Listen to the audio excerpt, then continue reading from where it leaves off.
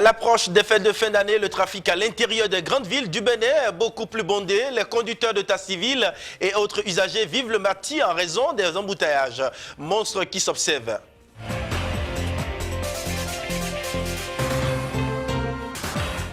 Quelle est la première lettre reçue par le groupement national des sapeurs-pompiers à Cotonou à l'occasion à la fête du Nouvel An? Une équipe de reportage est descendue sur le terrain et le constat fait état d'un incident de maison qui serait dû au feu des pétards.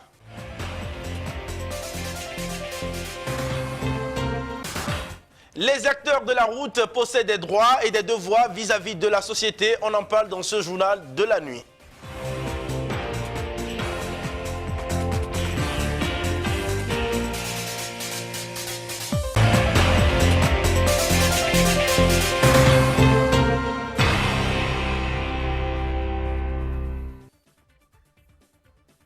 À l'instar de plusieurs médias et intellectuels panafricains et même d'autres non-africains qui soutiennent notre lutte et qui ont été bannis des réseaux sociaux, nous nous sommes vus obligés de créer de nouvelles pages tout en vous rassurant que nous continuerons la lutte pour l'émancipation du Bénin et de l'Afrique. Le devoir de liberté et de la priorité au direct resteront toujours notre combat. Nous vous prions de vous réabonner et de suivre nos nouvelles pages sur YouTube, Facebook, Instagram, Odyssée et sur notre site internet www.golfgroup.com. L'Afrique des libertés et du développement résistera et gagnera.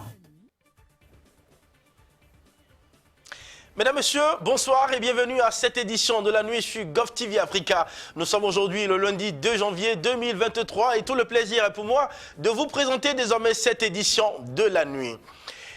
À l'approche des fêtes de fin d'année, le trafic à l'intérieur des grandes villes du Bénin est beaucoup plus bondé. Les conducteurs de taxis civils et autres usagers vivent le martyre en raison des embouteillages monstres qui s'observent. Plus de précision dans cet élément que je vous invite à suivre. Quand on vient à Cotonou en ces moments de fête de fin d'année, il faut prendre certaines précautions pour ne pas tomber malade. Les embouteillages et la pollution, c'est partout. D'abord, les deux entrées et sorties principales de la ville. Ensuite, le centre-ville et plus précisément au niveau de toutes les voies convergeant vers le marché international de Dantokpa. Tous les jours, véhicules, motos, piétons se livrent la bataille de l'espace et du temps. On est pressé d'aller faire des affaires, des achats, de visiter quelqu'un, de se promener, de rentrer chez soi, de voyager. La fumée de diverses couleurs, ajoutée au tintamarre du bruit des engins ainsi que les interpellations des uns et des autres, crée un véritable tohu-bohu, synonyme d'enfer sur terre. L'affluence des riverains est constatée et la présence remarquable de la police républicaine est aussi saluée par ces usagers de la route rencontrés dans quelques intersections de Cotonou. Actuellement, il y a du go-slow partout, mais cette fois-ci, sur presque tous les carrefours dans notre pays, ce n'est pas on sélectionne, c'est-à-dire on les verse sur les carrefours. C'est très bon, c'est très bon. Pour traverser au niveau des marchés, chaque année, des fois, on ne trouve pas de passage, on ne peut pas traverser. Mais actuellement, on traverse facilement les véhicules, les motos, les piétons, tout le monde passe facilement et vraiment c'est super quoi. C'est super, vraiment. Ça montre qu'il y a l'évolution. Donc je crois qu'il nous aide à mieux contrôler la circulation parce qu'elle est vraiment dense et puis voilà. Qu'est-ce que j'ai comme recommandation? C'est juste de suivre les instructions des forces de l'ordre. Je crois que c'est le plus important parce que c'est eux qui maîtrisent le métier, voilà. On ajoute ça sur ce qu'ils ont à dire, et puis voilà. Au Carrefour Sojemba, nous surprenons la présence des organisations de la société civile intervenant dans la sécurité routière et ceux du ministère des Infrastructures et des Transports en appui à la police républicaine pour zéro accident pendant ces moments de fête. Nous sommes là aujourd'hui pour aider, appuyer la police républicaine à mieux permettre aux populations de mieux circuler sur les routes de Dantokpa. En fait, nous avons constaté que pendant les périodes de fête, il y a beaucoup d'affluence, car surtout le monde est pressé et les cas d'accident s'observent généralement en ces temps-ci. Donc cette activité intervient dans le cadre d'une collaboration avec la police, le CNSR et l'ensemble des réseaux qui cherchent quand même à réduire les cas d'accident pendant ces temps de fête. Et c'est une manière également pour nous de souhaiter une bonne et heureuse année à tout le monde. En termes de conseils, j'aimerais exhorter les populations, piétons comme conducteurs de véhicules, de rouler prudemment, d'éviter l'excès de vitesse et de conduire, si vous sentez que vous avez bu de l'alcool ou vous êtes quand même dans un état qui ne vous permet pas de conduire, abandonnez, faites-vous, demandez à ce que quelqu'un de vous remorque. La fête rime avec le respect du code de la route. Trop pressé, trop tard.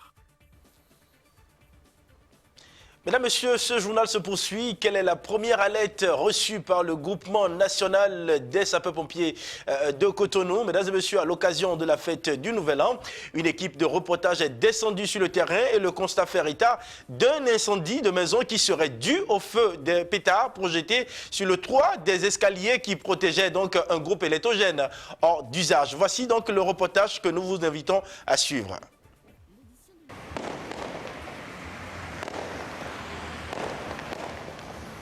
Il est 0h partout au Bénin et pour manifester leur joie, les populations environnantes lancent les pétards.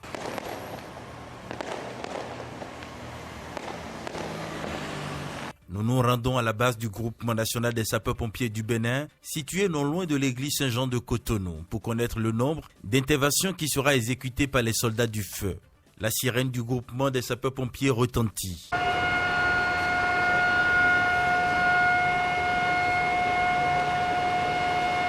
La première intervention de cette journée du 1er janvier 2023, un incendie. L'adjudant Yoro Gado met ses éléments en route.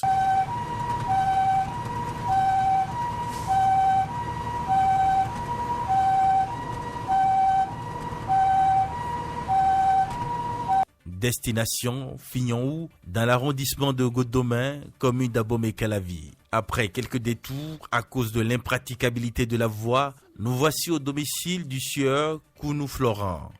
Bon, j'étais à l'église tout à l'heure au culte, quand les voisins m'ont appelé pour dire que ma maison a pris feu. Il y a un incendie dans ma maison. Bon, dans la précipitation, je suis rentré. Les gens s'étaient déjà rentrés et ont mis le compteur haute tension. Et ils étaient en train déjà de maîtriser le feu avant que je ne vienne.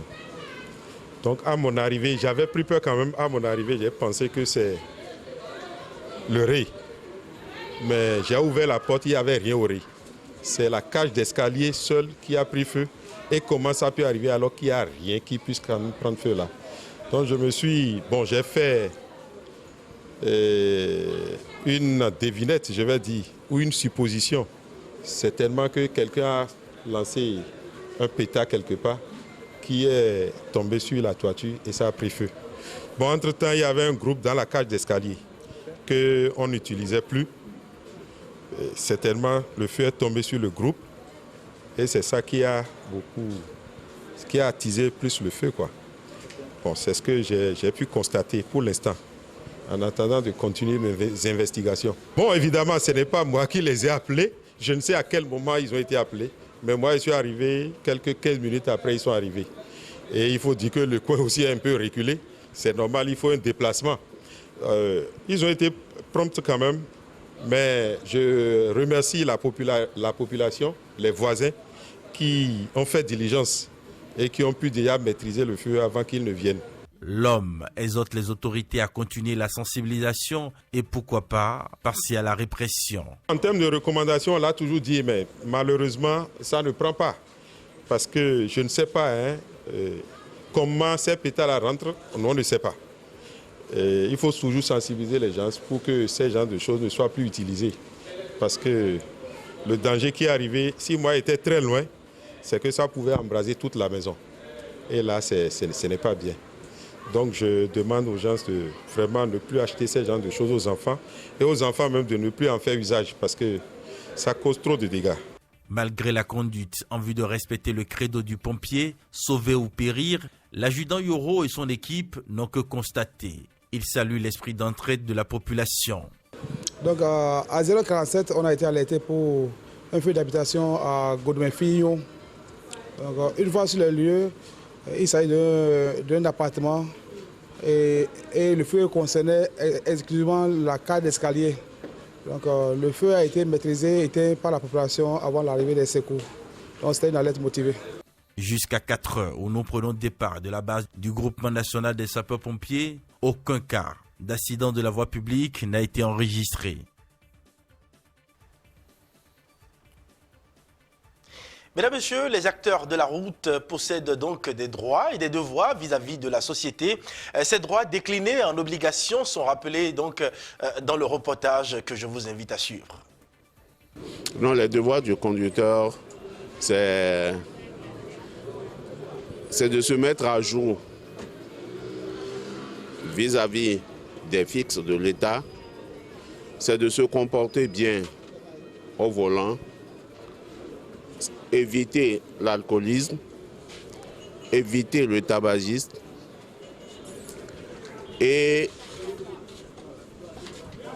se présenter correctement comme cela se doit pour que les gens sachent que vraiment voilà un conducteur. Le devoir de conducteur, lui doit savoir qu'il veut transporter les humains et non des bêtes. Et il doit s'abstenir de l'alcool, excès de vitesse, pas d'appel au volant, respecter les codes de la route, sachant que le client est roi. En résumé, c'est un peu ça. Les devoirs d'abord, parce que pour parler de droits, il faut d'abord s'assurer que de vos devoirs. Donc les devoirs, elles sont définis comme les droits aussi dans la législation, dans les textes et règlements du pays. Un conducteur a le devoir d'abord d'avoir tous ces documents à jour. C'est-à-dire son permis doit être à jour, le respect des textes, le respect des textes de la République, le respect du code de la route. Donc les devoirs, c'est ça en général. Oui, les conducteurs, nous avons nos droits. Nous avons nos droits qui peut être un peu bafoués, mais je pense qu'avec le temps, nous allons essayer de mettre tout en ordre. Le conducteur que nous sommes, c'est un métier très noble. Et sans les conducteurs, je ne pense pas qu'il n'y aura pas un État. Parce que tout le personnel, même le gouvernement est conduit par les conducteurs. Nous avons nos droits qui, quand moi je sors, je vois ce qui se passe dans les autres pays, est différente de ce qui se passe ici. Mais nous sommes en pourparlers, en négociation pour que nos droits soient au moins respectés. Parce qu'il faut, nous les conducteurs aussi dans la société. En temps normal, avant qu'un conducteur prenne un bus, il doit avoir un contrat qui va le lier avec son propriétaire.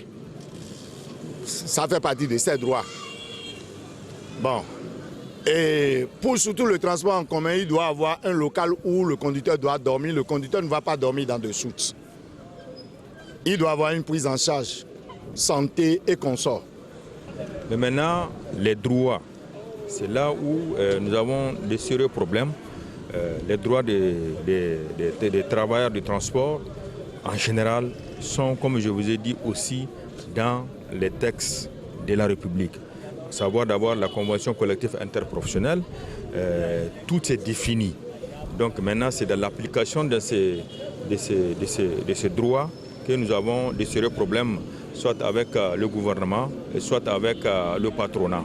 Donc c'est pourquoi à chaque fois, vous constatez quand il y a des droits piétinés par le gouvernement ou le patronat, donc vous nous voyez sortir et revendiquer à ce que ces droits de nos travailleurs doivent être respectés.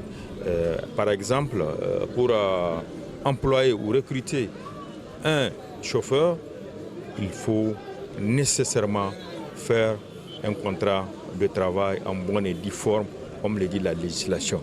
Donc beaucoup des chefs d'entreprise de transport ne veulent pas, en tout cas, se soumettre à cet exercice. Et malheureusement aussi, du côté du gouvernement, il y a peu des structures ou des institutions qui interviennent dans ce secteur, qui assurent aussi, qui nous assurent seulement ces droits-là. Et les conseils que nous avons d'abord, c'est le respect strict du code de la route. Donc le code de la route, s'il est respecté à 100%, il y aura zéro accident. La majorité des accidents, c'est dû aux facteurs humains.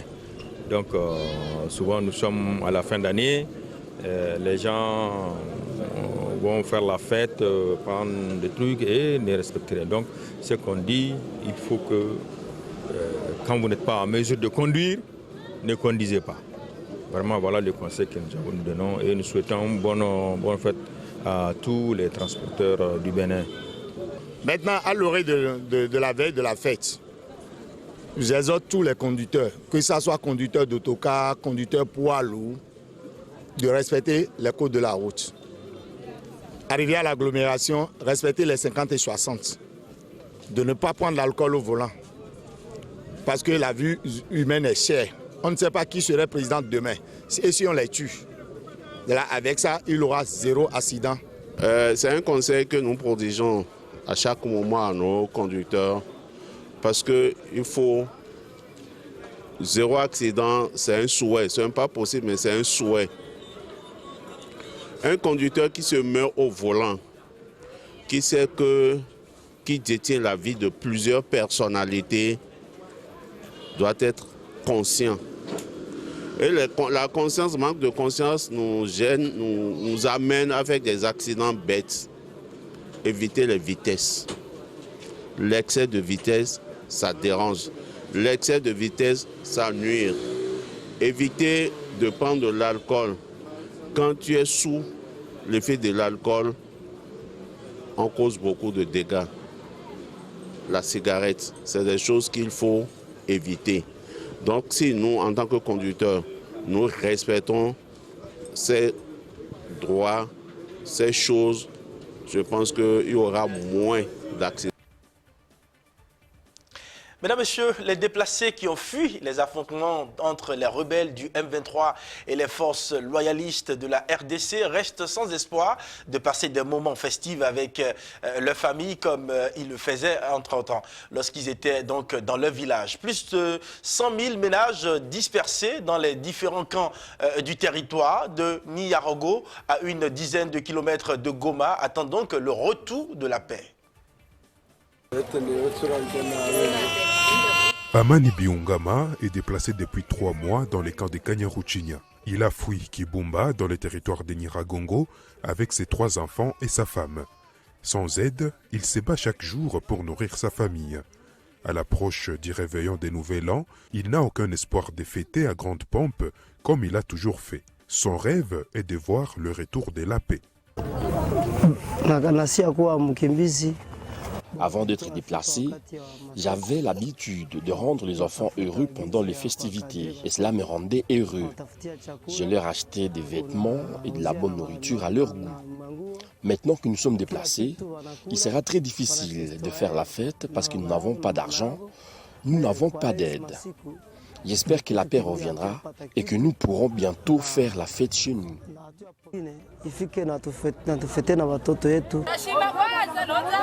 Les femmes et les enfants sont les principales victimes des conditions infra-humaines dans ces camps. Ils ne savent pas comment trouver de la nourriture et surtout des médicaments pour lutter contre les épidémies. Certains d'entre eux qui avaient l'habitude de faire la fête avec leur famille sont juste nostalgiques des moments qu'ils passaient en famille lors des festivités, mais ils n'ont aucun espoir de revivre ces bons moments. Ce sera difficile de faire la fête. Il n'y a pas de nourriture, nous sommes affamés ici et il n'y a pas d'argent. Avant, quand on était à la maison, pendant les célébrations, on s'amusait bien. Mes parents m'achetaient des vêtements, on mangeait des frites, de la viande, mais aujourd'hui, on ne pense pas qu'on aura de quoi s'habiller ou de quoi manger.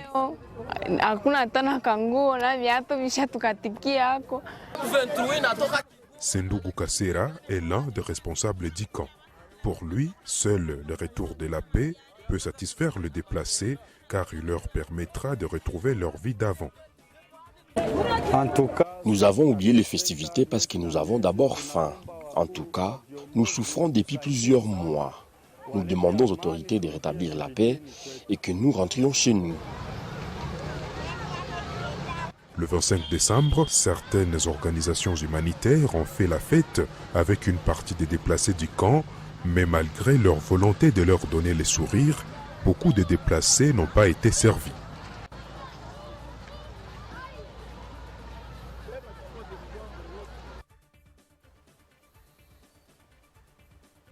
Au Mali, le président de la transition, le colonel Assimi Goïta, a délivré son message sur l'état de la nation. Plusieurs aspects ont été développés au cours de son discours. L'homme fort de Bamako, voilà, j'y arrive, a aussi rappelé les innombrables actions entreprises par son gouvernement. Chers compatriotes, le peuple malien aura vécu une année 2022 éprouvante, mais riche en événements d'importance majeure. En effet, notre pays a été soumis à de dures épreuves liées à un contexte international difficile. Malgré une diminution importante de la prévalence de la COVID-19, son impact sur l'économie internationale et par ricochet sur l'économie malienne se fait sentir encore. De surcroît, les sanctions illégales, illégitimes et inhumaines imposées à notre pays par l'UEMOA et la CEDEAO ont eu des effets néfastes sur la croissance économique. C'est donc le lieu pour moi, une fois de plus, de saluer la résilience du peuple malien face à l'adversité. Nous devons ceci à l'union et à la solidarité dont nous avons su faire preuve. Il nous faut donc renforcer cette union et nous engager encore plus pour notre chère patrie.